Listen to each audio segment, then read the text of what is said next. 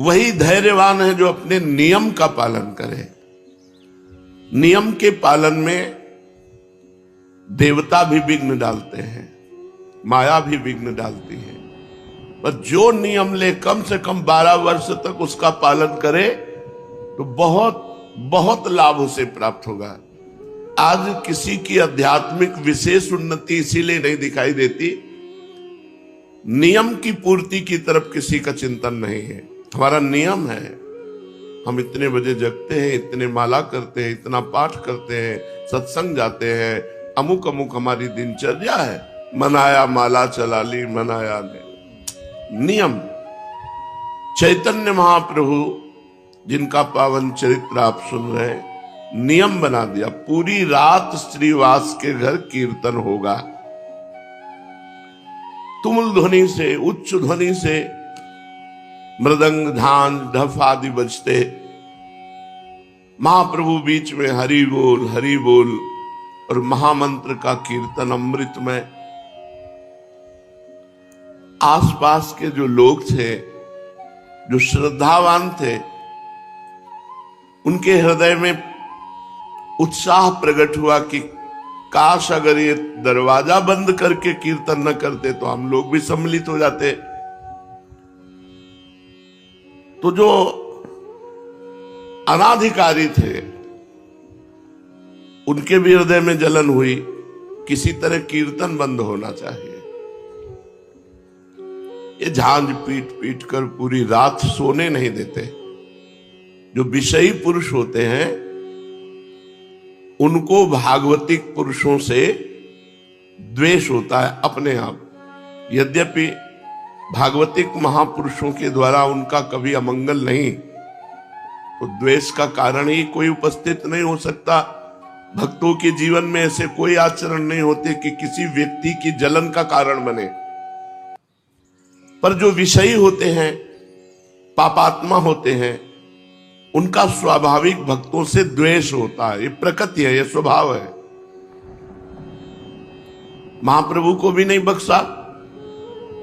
जो आसपास के लोग द्वेष करने वाले थे, अनाधिकारी थे, उनके हृदय में भारी जलन पैदा हुई। किसी तरह कीर्तन बंद होना चाहिए। ये नहीं सोचा कि हम कीर्तन नहीं करते तो हमारा परम सौभाग्य ये तो है कि हमारे कानों में नाम कीर्तन पड़ रहा है भगवान का। जो गति कीर्तन करने वालों की होती है, वही गति कीर्तन सुनने वालों की होती है। जो कथन का फल है वही श्रवण का फल है। जो भावुक लोग थे उनके हृदय में संकीर्तन को देखने की उत्सुकता उत्पन्न हुई। ये नियम बहुत दोनों को अखरने लगा। जो अनाधिकारी द्वेष भाव रखने वाले थे उनके हृदय में तो अखरने लगा कि पूरी रात ढोल पीटते हैं, जान पीटते हैं, नींद नहीं आती। जो अधिकारी भावुक जन थे उनको कि बस चयन किए हुए भक्त जनों को अंदर कर लिया और दरवाजा बंद कर लिया। ये क्या है? अरे खुला कीर्तन करो जिससे हम भी आनंदित हो। दोनों भाव वालों को झुंझलाहट पैदा हो गई।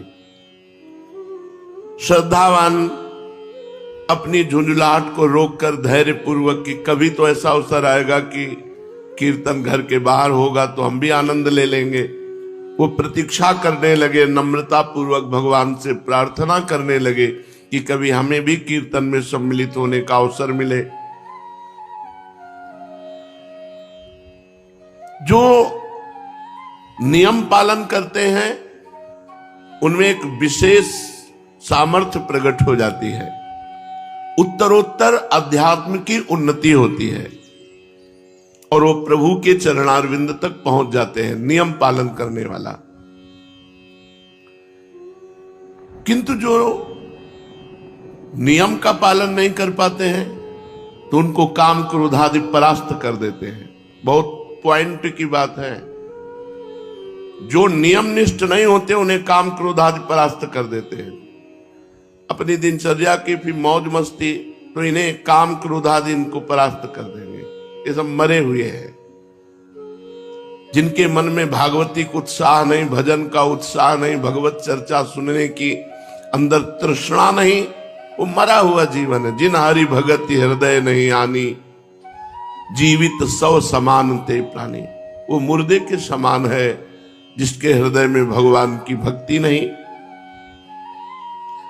जो संकीर्तन को विघ्न रूप समझ रहे थे, यार रात भर ऐसा होता है, जहां भागवतिक नियम होता है वहां द्वेष पैदा हो जाता है। उन लोगों के हृदय में जो विषय होते हैं, द्वेष स्वाभाविक प्रकट हो जाता है, ये प्रकृति है। बहुत से शत्रु भाव रखने लगे महाप्रभु के प्रति। ये कीर्तन बंद होना चाहिए। वैष्णवों को देखते ही रुद्र दृष्टि से, जहां शाम हुई, ढोल मंजीर आदि लेकर वैष्णव जन एकत्रित होने लगे श्रीवास के घर में, तो जो विद्वेषी थे उनके हृदय में जलन पैदा हुई कि किसी तरह कीर्तन बंद होना चाहिए।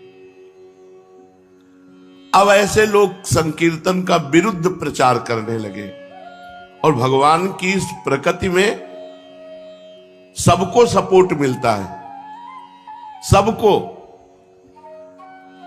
देखो, देश रक्षा के लिए प्राण समर्पित करने वाले राष्ट्र सैनिक बनने का उत्साह रखते हैं, तो आतंकवाद में भी प्राण समर्पित करने वाले हैं, उनकी भी फौज है।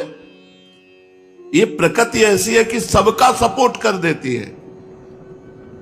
अब वो लोग शुरू हुए कि अरे पूरी रात भर न जाने क्या क्या होता है श्रीवास के घर में। शाम से भक्तजन ही अंदर जाते थे और वहां प्रचार प्रसार होने लगा, क्या क्या होता है, विरुद्ध प्रचार।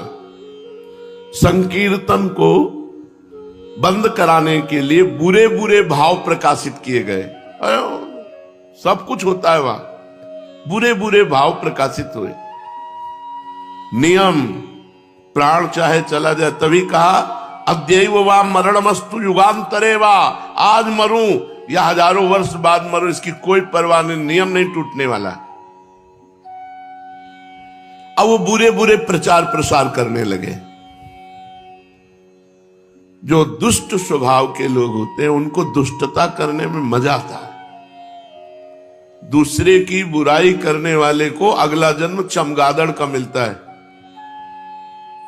उल्टा टंगा रहता है।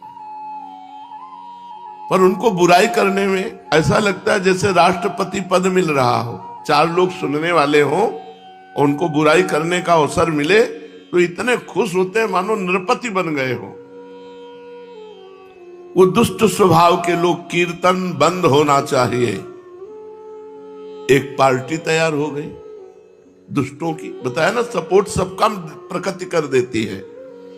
अभी आप कोई विरुद्ध भाव प्रकाशित कीजिए तो आपको सैकड़ों मिल जाएंगे सपोर्ट करने वाले, और सद्भाव प्रकाशित करो तो उसके भी है। प्रकृति सबको सपोर्ट कर देती है। और ये पता नहीं कि भगवान के भक्तों का विरोध करने से उनकी भक्ति में और प्रकाश होता है और रंग आता है। दुष्टों को पता नहीं होता, दुष्टों को लगता है मैं विरोध करूंगा तो इनका अपयश होगा, इनकी हानि होगी। तो कई बार सत्संग में बताया है कि दुष्ट रूपी डंडा के ऊपर भक्त रूपी झंडा फहराता है। अगर मीरा जी के देवर ने प्रतिकूलता न प्रकट की होती तो मीरा जी की महान भक्ति का हम लोग अनुभव न कर पाते। अगर प्रहलाद जी के पिता हिरण्यकश्यप ने विरोध प्रकट न किया होता तो प्रहलाद जी की भक्ति का प्रकाश हम लोग नहीं समझ पाते। संकीर्तन के विरुद्ध प्रचार होने लगा। संकीर्तन बंद होना चाहिए, यहां बुरे बुरे काम होते हैं, ऐसा प्रचार होने लगा। कोई जड़मूल नहीं है, प्रचार शुरू। दुष्ट स्वभाव के नरकगामी अधोगति को प्राप्त होने वाले लोगों की पार्टी बन गई। ये अपने आचरण और भाव के द्वारा ही अपना सर्वनाश कर लेते हैं।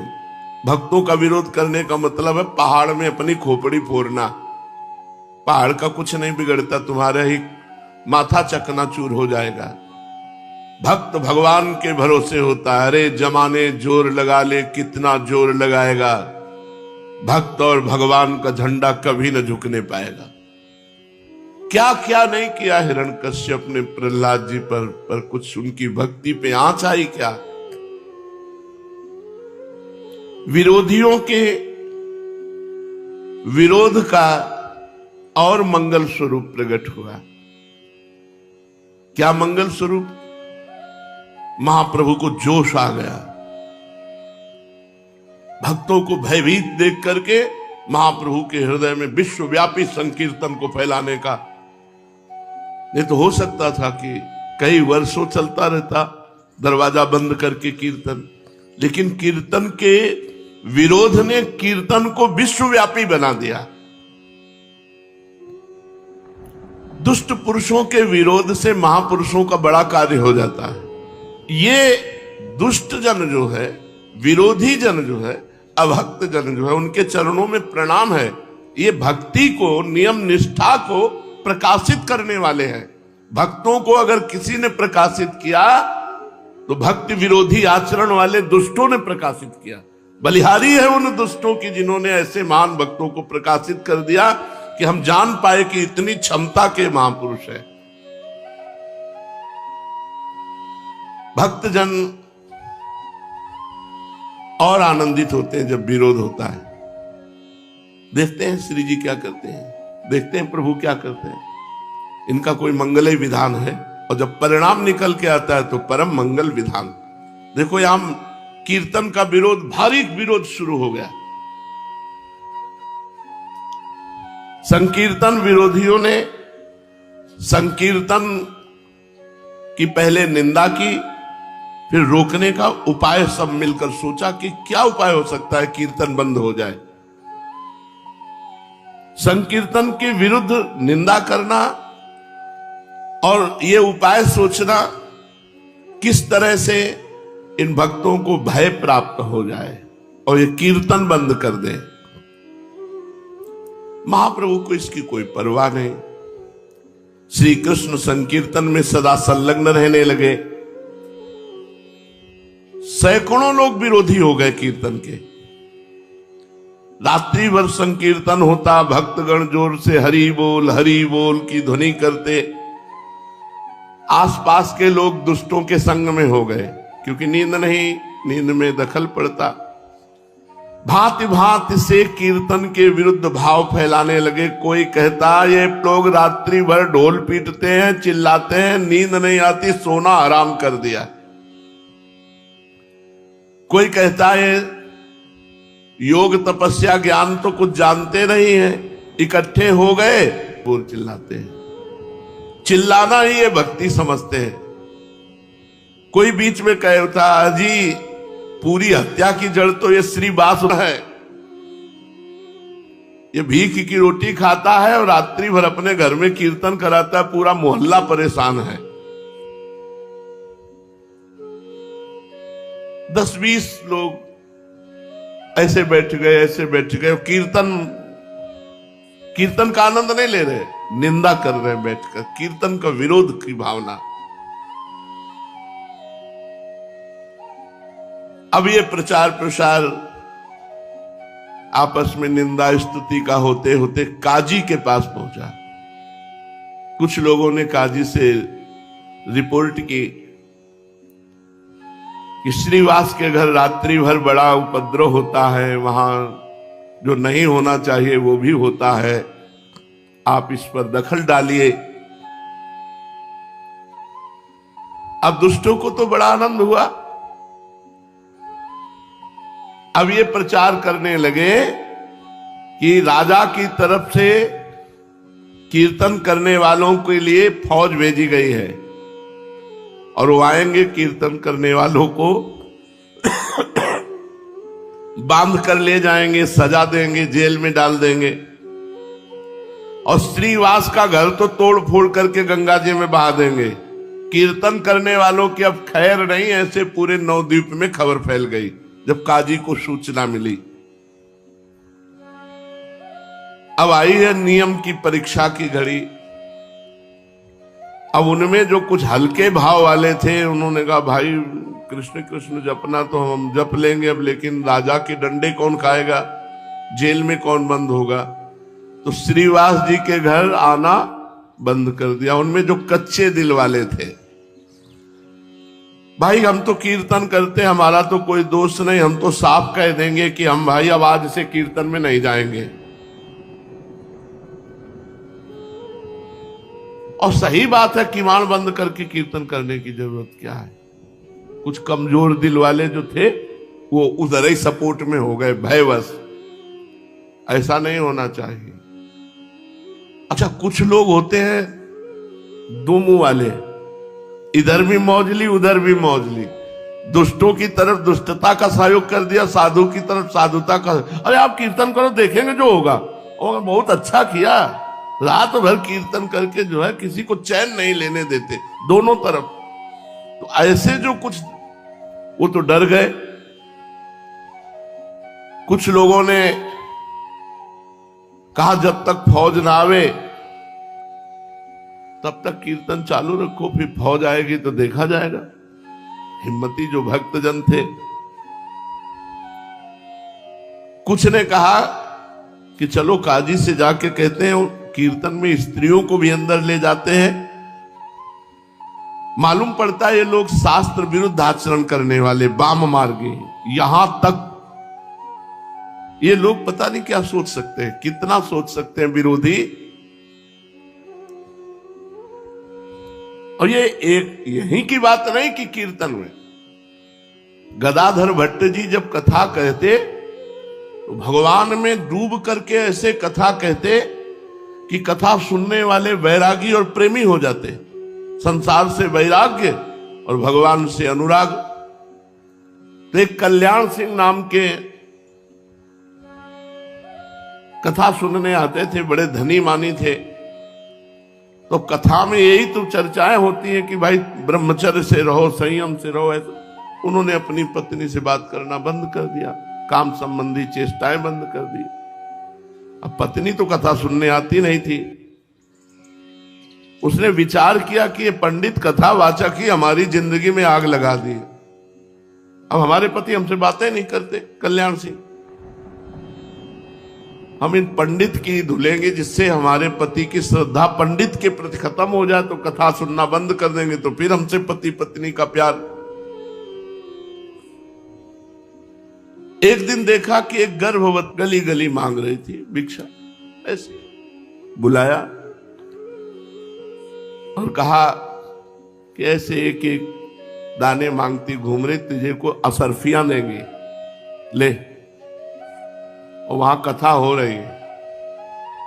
सभा में जाके कह दे कि पंडित जी जब गर्भ नहीं रहा था तो खूब आते हो, अब गर्भ रह गया है, अब इसका पालन पोषण कौन करेगा। बस इतना तुझे कहना है, जितना पैसा कहेगी उतना देंगे। और वो टुकड़े टुकड़े भीख मांगने वाली, उसके लिए क्या कहने, वो तो निर्लज्ज थी। उसने असरफियां ली और पहुंची कथा में। पंडित जी, तो अब जैसे कथा में पंडित कोई स्त्री पहुंच जाए तो सब, जब ये नहीं था तो खूब आते थे, अब जब ये हो गया तो तुम्हारा आना बंद हो गया, इसका पालन पोषण कौन करेगा। वो भी बड़े मौजियल।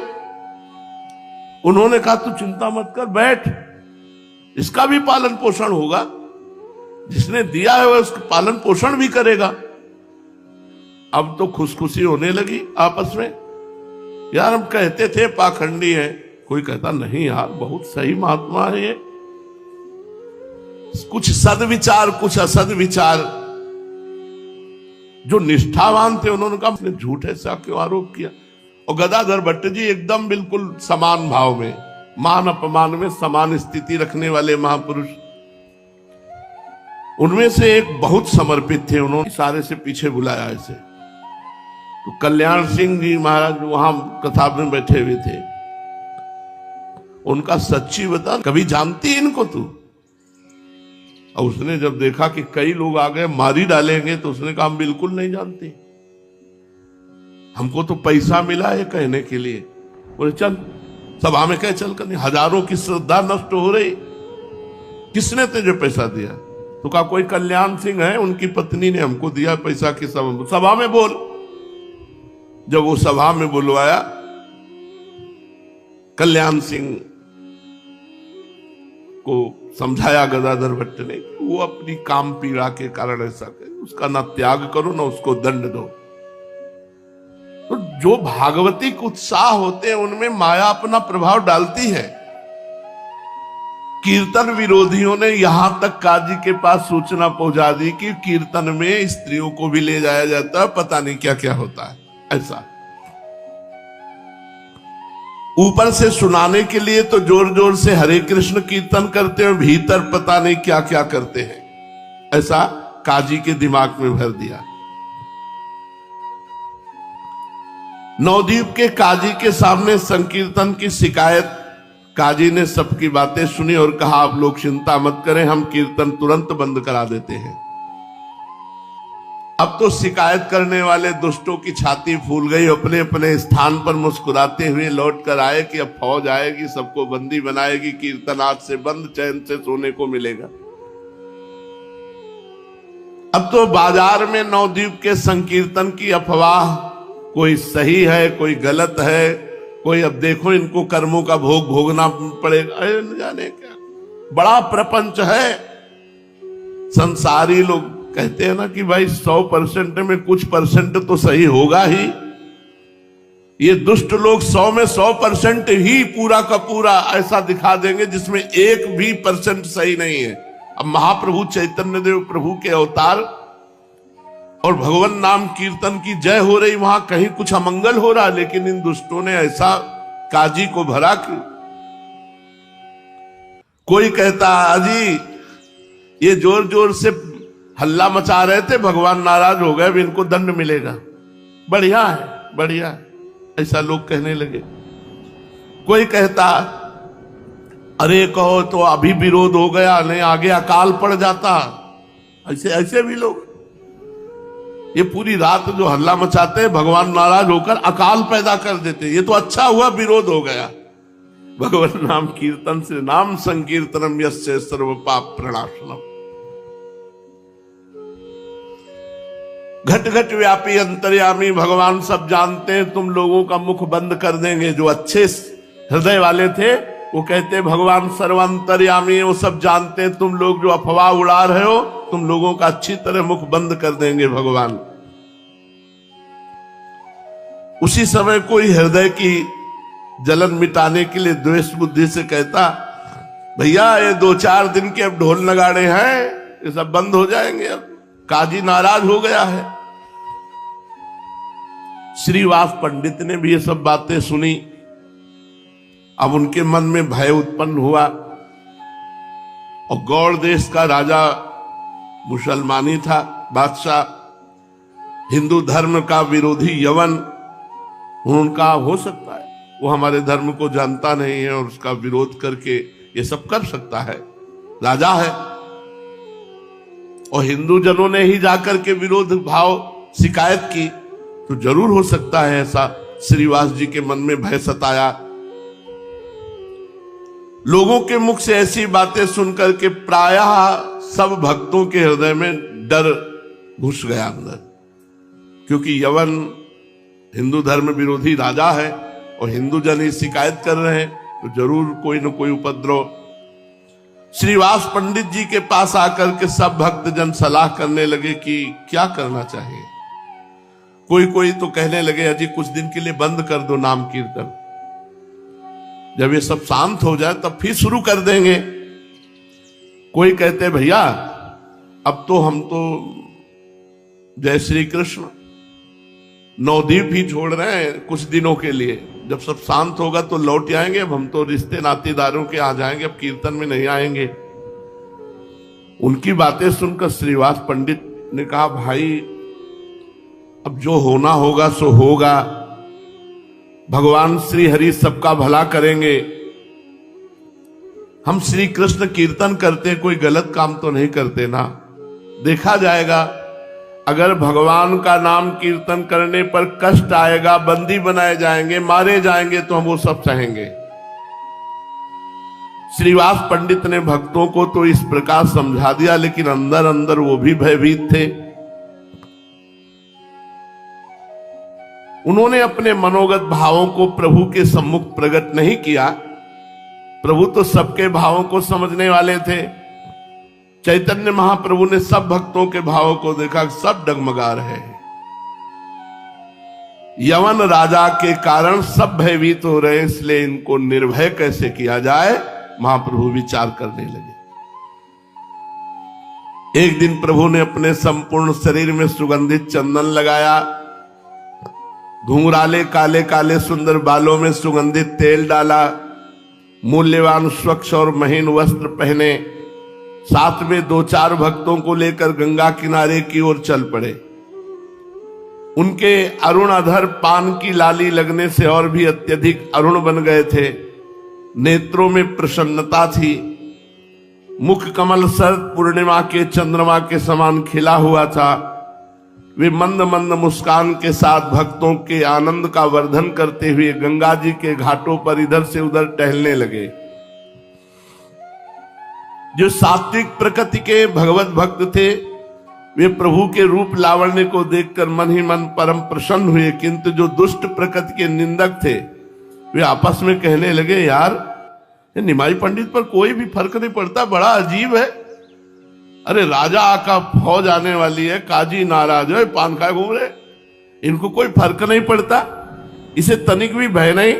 संपूर्ण शहर में हो हल्ला मच रहा है, कल ही तो सेना आने वाली है। अरे भाई देख लेना, ये पान खाए घूम रहे, कल इनको बांधकर नाव पर बंदी बनाकर ले जाया जाएगा। अभी तो राजपुत्र के समान बन ठन करके हंसते हुए घूम रहे। अरे यार, इनके चेहरे पर सिकुड़न भी नहीं है, बड़े विचित्र है। कोई कोई कहता अजी सब बातें झूठी है, कोई फौज वौज नहीं आ रही, कोई नाव वाव नहीं आ रही, कोई सैनिक नहीं आ रहे, ये सब केवल अफवाह उड़ाई गई है। दूसरा कहता हाथ जोड़ करके कि नहीं नहीं साहब, गप मत समझो, ये तो पक्की बात है कि यवन बादशाह की तरफ से फौज आ रही है। तो कोई कहता हाथ कंगने को आरसी क्या, अभी देख लेना, कल ये सब बंदी बना दिए जाएंगे। इस प्रकार लोग भांति भांति से अपने अपने अनुमानों को प्रकट कर रहे थे। और महाप्रभु भक्तों के साथ आनंद में गंगा के किनारे विहरण कर रहे थे। इसी बीच प्रभु के पुराने परिचित पंडित गंगा जी पर संध्या वंदन करने के लिए आए। प्रभु को देखकर प्रणाम किया और आपस में वार्तालाप करने लगे। पंडितों ने कहा, निमाई पंडित सुन रहे, तुम्हें पकड़ने के लिए राजा की तरफ से सेना आ रही है। संपूर्ण शहर में बड़ी गर्म अफवाह है कि तुम सब बंदी बनाए जाओगे। यदि ऐसी ही बात है तो हमें लगता है कुछ दिन के लिए तुम नवद्वीप छोड़ दो, फिर आ जाना। अभी कहीं बाहर जाओ जिससे तुम्हें राजा के सैनिक बंदी बनाकर न ले जाएं। राजा के साथ विरोध करना ठीक नहीं, फिर ऐसे राजा के साथ जो हमारे धर्म को जानता ही नहीं, धर्म विरोधी है, यवन। समस्त पंडितों ने चैतन्य महाप्रभु को ये राय दी कि इस समय तुम्हें छोड़ करके चले जाना चाहिए, आगे जैसा समय आवे फिर देख लेना। प्रभु ने उपेक्षा के साथ कहा, अजी जो होगा सो देखा जाएगा। हम नवद्वीप छोड़कर तो कहीं नहीं जा सकते, और यदि तुम्हारी सलाह सही है तो हम नवद्वीप छोड़कर कहीं जाएं, वो बादशाह कहीं से भी बंदी बनवा लेगा। हम तो गौड़ देश छोड़कर अब जाने वाले नहीं, यहीं रहेंगे। अगर भगवान हमें बंदी बनाना चाहते, दुख देना चाहते, तो हम उसे सहेंगे, कीर्तन बंद नहीं करेंगे, कीर्तन नहीं बंद होगा। और देखो, जब कोई धर्म से चलता है तो उसकी परीक्षा होती है, और दुख सहना ही धर्म की कसौटी है। हम सहेंगे, जो कुछ होगा देखेंगे। देखना है ये कि कौन कौन से भक्त इस समय इस प्रश्न में सही उत्तर देते हैं। परीक्षा की धर्म की कसौटी पर कौन खरे उतरते हैं?